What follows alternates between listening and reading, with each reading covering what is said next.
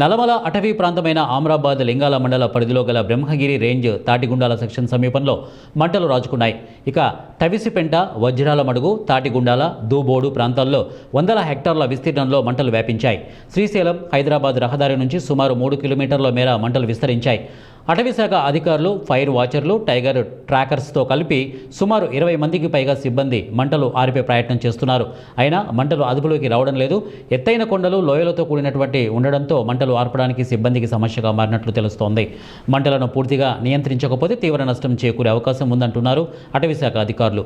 ఎండలు ఎక్కువ కావడంతో కార్చిచ్చుకు అనువుగా మారిందని చెప్పవచ్చు. ఇక మేడిమలకల గుండాల ప్రాంతంలో కూడా మంటలు చెలరేగాయని చెబుతున్నారు.